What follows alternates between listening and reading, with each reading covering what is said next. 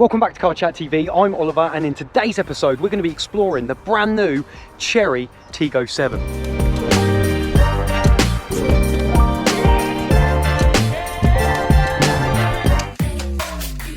Just to let you guys know, we release an episode every single Friday. Next week we check out the brand new Hyundai Santa Fe plug-in hybrid. So hit that subscribe button so you don't miss that episode. Okay, I am inside the Tiggo 7. This is the ICE. It's a 1.6 litre engine, petrol.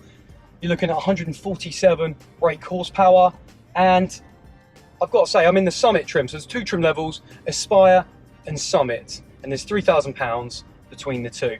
It feels pretty premium for this price point. You know, £24,995. It's £5 more if you want the super hybrid. We'll talk about that later on, but oh my goodness, there's soft touch materials everywhere. This synthetic leather feels good. The seats look good. I've got a panoramic sunroof which opens. It doesn't open in the Aspire trim. The windows, even in the Aspire trim, are acoustic, so the ride is really quiet for such an affordable car and its price point. I thought that the NVH, the noise, vibration and harshness, would just be a bit louder, but it just isn't the case. It's really quiet in here, and I think a lot of people are going to love that. Love that, because normally you have to pay a lot extra, or you normally get it on the top trim level, but the fact it's on the base trim as well, because I double checked, because this one is the Summit. Sometimes they always give you the top trim level, but they told me you get it on the Aspire as well. I think that's really good. So in this 1.6 litre, we got a 0 to 62 in 9.4 seconds. It doesn't feel too bad, you know, 7-speed DCT gearbox as well. No flappy paddles, which is, I'm just used to kind of flicking through them, and I don't have the option to do that. So visibility is really great. I can see the bonnet, it's nice and high. And I think I read somewhere there's a safety statistic where you can actually see the bonnet, and it's a high bonnet, you're less likely to crash. And that's probably because you can see your reference points. Pillars aren't too big, they haven't hindered me so far, and I can see everything. Wing mirrors are good.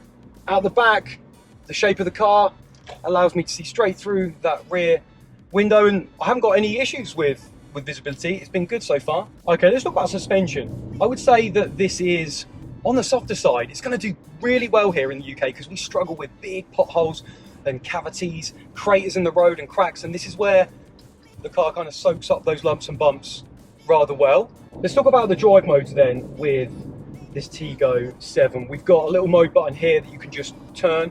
I thought it was a press button, but it's not. It's actually a little rotary, which is nice. And you get these great visual displays: normal mode, eco mode, and sport mode. So the steering's very light when you're on eco, very similar in sport as well, and then, sorry, very similar in normal as well. I'm going to just put it into sport, and you can hear the lady. She's like sport mode, but I've turned her down at the moment because that gets a little bit annoying.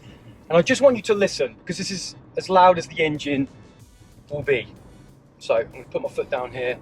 I'm on some B roads. It's got a bit of power then. It pushed on rather well coming on that corner. And do you know what I thought? Because it's on the softer side of the suspension, I thought I'd get a little bit more body lean, but it's composing itself rather well. And then when you hit a lump, there's a little bit of hang time there, a little bit of waft, but overall, I would say pretty smooth, pretty comfortable. I mean, it does soak up those potholes really well. Steering, I mean, the steering's pretty vague, not much feel, but that's what I expect in this type of SUV. But I think the steering's direct. It's going to be good for everything you need it to for the type of people driving this car. It's nice and light, a little bit, it's not even that stiff really on the sport mode. But you heard the engine just get a little bit revvy there, but because you've got the acoustic glass, it never really invades the decibel levels in here to a point where you go, oh, well, I wouldn't get this car because it's too loud. Okay, what do you think about the looks of the Chery Tiggo 7? When I first saw this car, I've got to admit, I thought it was a bit MG, KGM vibes, SsangYong. The more I look at it, the more I think, you know what, it's not too bad. I'm not a big fan of chrome, all right? So the chrome grille is a bit of a no for me, but some of it doesn't look too bad. No functional aero here, but let's just go around the car and have a little look. So obviously this is in the silver. These are the wheels you get. You get the 19-inch rims on the Summit trim. I think it's 18 on the Aspire trim. And then we come down the side of the car, we can see you've got chrome there, chrome around the window trim. and so forth. And then around the back you've got a full length light bar, which is handy. We see them now. This one's actually kind of different. You've got these intricate kind of S style shapes, or worms if you want to call them, but it does look good all lit up at night time. Then you've got the Chery logo, which they told me today took from the English word cheery. They wanted to reference that, of the word cheery, positive vibes, fun, happiness. I do like these recesses where you've got these reflectors in there. That is pretty cool, and that's quite a nice angle here to look at the car. And then you've got these kind of plastic bits down there. Okay, right, as we come around the side, have a little walk around. Obviously there's a petrol cap. It's a little bit of creases going on the rear haunches, but there you go. It's a little bit of a walk around, a little chat. It's obviously subjective appearance, but let me know what you think of the Chery Tiggo 7. Now I wish I got this on camera. I just pulled out of a junction there, and I thought I'm gonna have to pull out, see what this car can do, and I had a little bit of wheel spin. It's a dry day today, and so it's got enough power. You hear those squeak on the tyres a little bit, and it bailed me out. I got out, but I just thought, that was quite interesting. Put your foot down flat, get a bit of loss of traction, but it has got enough power still, because I always worry, you know, it has 147 brake, big car. Is it gonna 1.5 litre? Is it gonna, sorry, 1.6? Is it gonna have enough performance there? But I think it is. It's going to be enough for most people. Another point which was really weird, and I remember I tested this on the Emoda, the indicators. I'm on a straight road at the moment, but I kind of want to show you. You can actually turn up the volume up and down from your DigiDash. To the right side of your DigiDash, there is a volume to turn up and down your indicator, which is really weird. You don't see that on many cars at all. And actually, when I did indicate, it wasn't even on.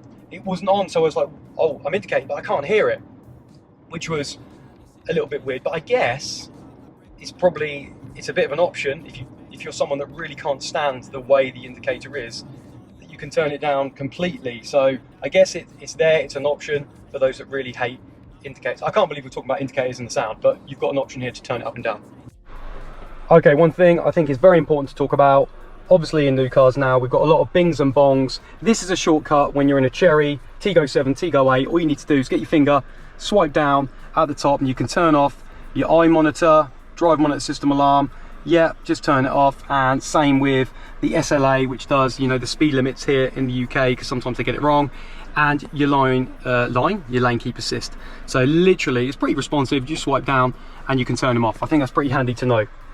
Just a quick thing to mention, actually, that this is a front-wheel drive car with the 1.6 litre internal combustion engine. If you want all-wheel drive, you are going to have to go for the 1.5 litre super hybrid Tiggo 7. Okay, let's check out the boot space of this one. It's a power tailgate, so you get power tailgate in the Summit trim, but you don't in the Aspire. And you have got, in the back, this is what we're going to do, 484 litres of boot space. There you go. Let's just have a little look. I think you get more litres of boot space in the plug-in hybrid version, which is weird because normally it's the other way around. A little power outlet there, and a full spare tyre. An actual spare tyre. That's handy. Some people like it, some people don't. You'll have to let me know what you think about that in the comments. There you go. That's the boot space. Obviously, if you need more, you can push them down. It's in a 60-40 split. Let me know your thoughts. Okay, let's give it a little bit of a mash. I'm in sport mode. Takes a while for the pickup, and then we're there. Brakes are quite good as well. They're not too snatchy. Work about a centimetre down when you plant your foot. Give you a good bit of confidence. Bring the mass to a bit of a halt. I've got to say, unless you're really listening and focusing for those gear changes, you can't even hear them. It's pretty smooth, I would say. I still can't get over the suspension, you know, how effective it is at just soaking up those potholes. This is what we need in the UK, because obviously we compare it to a lot of the other SUVs out there. They're a little bit on the firmer side, but then you get obviously less body roll in the corners. We have a lot of country roads over here in the UK, a lot of really tight B roads. So this rolls a little bit more than that, but not so much where you're like, whee! And to be fair, recently I've got in a few SUVs and the bolsters just don't keep you in place. A lot of people just don't make bolsters to keep you in place well. You're just kind of sliding around your seat. But these, I haven't had a problem. I feel them grabbing me. So when I put my foot down, come on, Chery me! And I'm off. I feel like I'm in position. So I'm really impressed with these seats, because there's nothing worse than when you slip and sliding around. Here's a big pothole. Ready? Gentle thuds. Just gentle thuds. Okay, one thing I do want to show you is, the first thing I always check any car is, can I customize my display? So in this Chery Tiggo 7, you can go over here, theme switch, let's have a little look, streamline but look, and it changes it like that. And you can actually bring across the sat nav by flicking your fingers over and putting it on your main screen. So you can change it like that.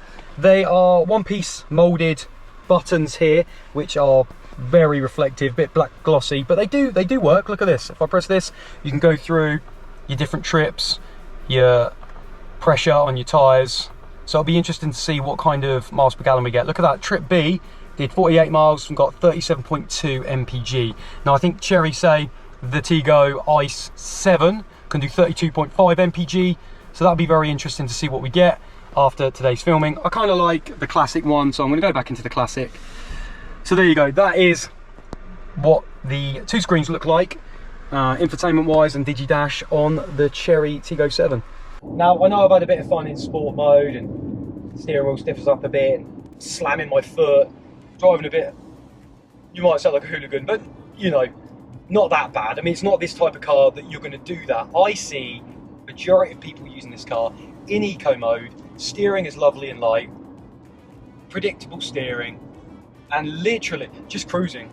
I think people that are looking for a car at this price point and comparing it to others out there, this is now another option from China that you can get in and see literally everything you're getting. And I would say it feels pretty premium for the price. You've got a bit of faux carbon fibre trim on your dash as well. You've got the two 12.3 inch screens, which we see a trend now in new cars, and they're very clean and crisp. I'd say the data's bigger. I mean, some of the writing's a little bit smaller there, but still, I would say the miles per hour you're going is nice and big and crisp. You can see, you know, you've just got in the door cards, these soft touch materials, big center console.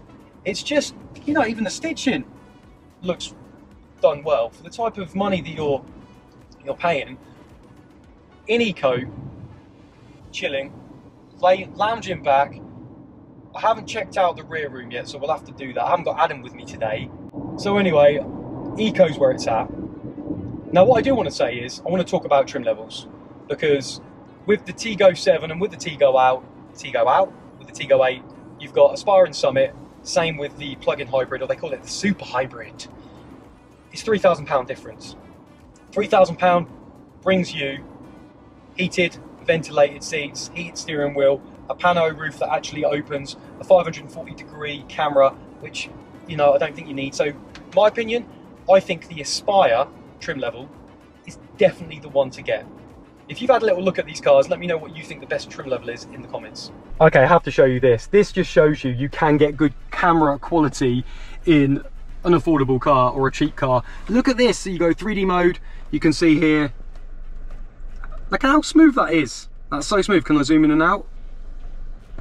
No, I can't zoom in and out. So let's have a look at some of the other, it's a bit reflective, sorry guys.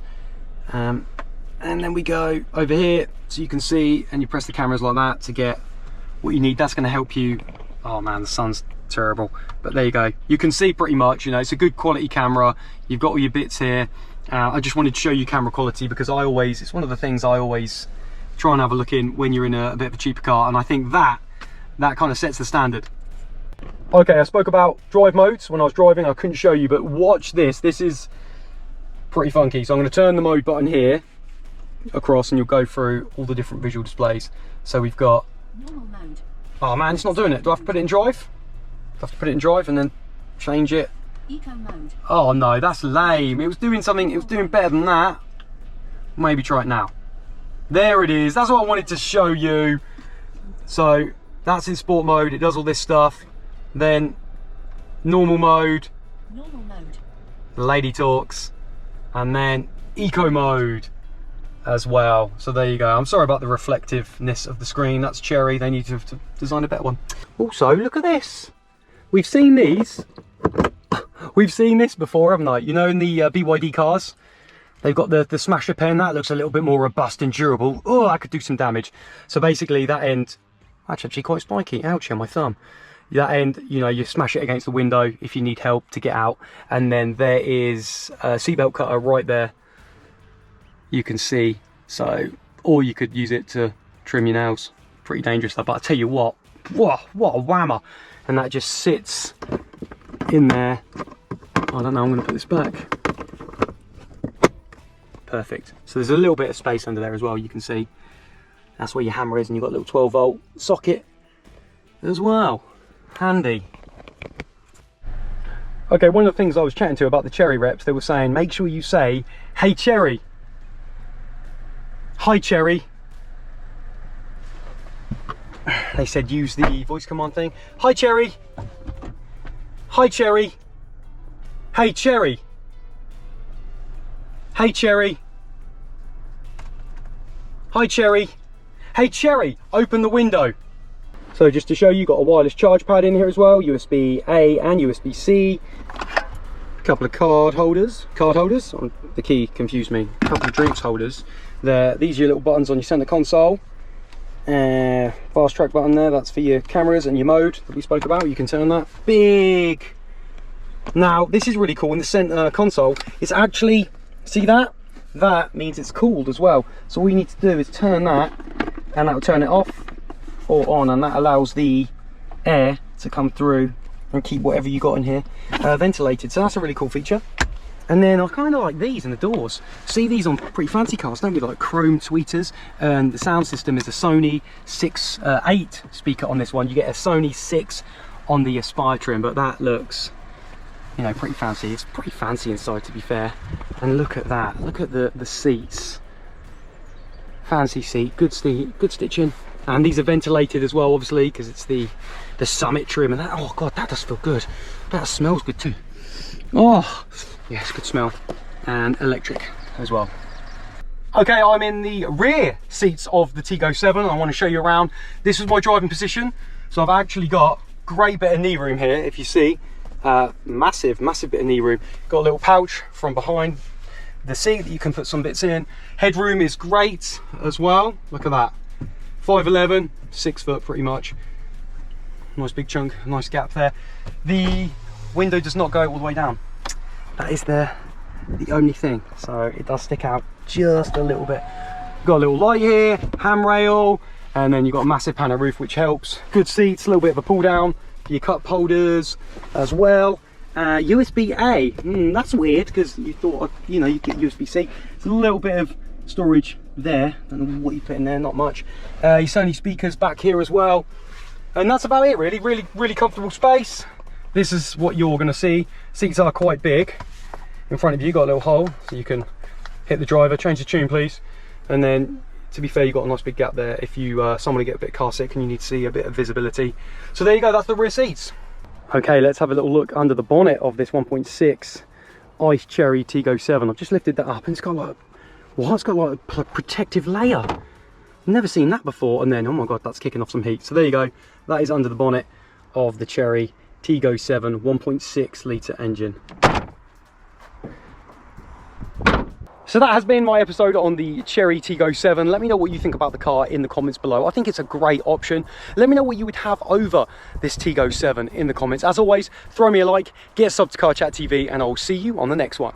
If you've made it this far, thank you ever so much for watching. I've just popped up 2 more videos on your screen that you also may like. If you do watch one, let me know what you think.